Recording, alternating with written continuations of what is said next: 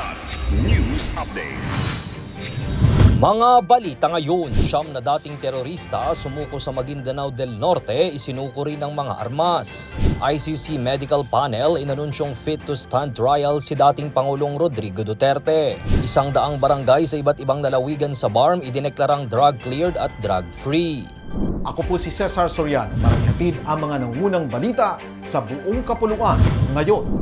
9 na dating kasapi ng mga armadong grupo ang nagbalik loob sa pamahalaan noong December 17 sa himpilan ng 1st Brigade Combat Team o 1BCT sa Sultan Kudarat.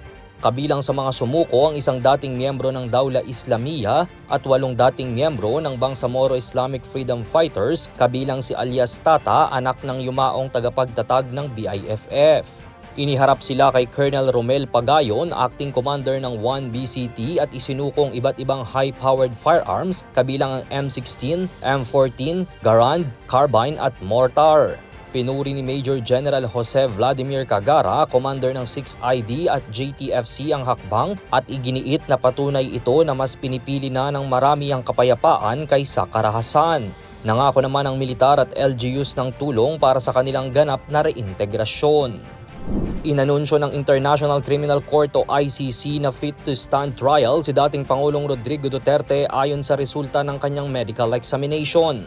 Ayon sa ICC, isang independent panel ng mga medical expert ang kanilang itinilaga para suriin si Duterte at nagkaisang magpasya na may sapat na kakayahang pangkaisipan ito upang humarap sa paglilitis. Salungat ito sa pahayag ng abogado ni Duterte na si Nicholas Kaufman na may malubhang cognitive impairment ang dating Pangulo.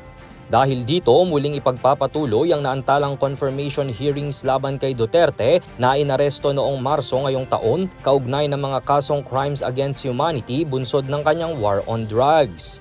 Gayunman, wala pa ring penal na desisyon ng korte kung opisyal na idedeklarang fit to stand trial ang 80 anyos na dating lider.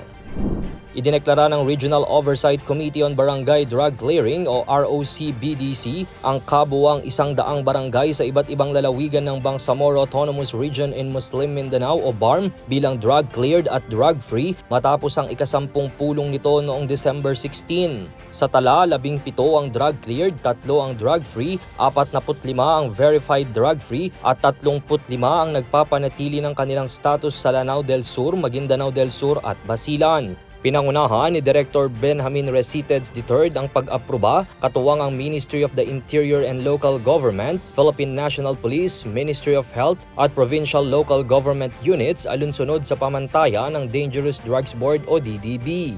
Binigyang diin ng komite na hindi rito nagtatapos ang laban at mas paiigtingin pa ang koordinasyon, pagbabantay at pakikilahok ng komunidad upang hindi na makabalik ang droga at tuluyang mapanatili ang ligtas na mga barangay sa rehiyon. Para sa Kidlat News Channel, ito si Jai Reyes, nag-uula. Ako po si Cesar Sorian, kasama nyo sa bawat pagputok ng balita.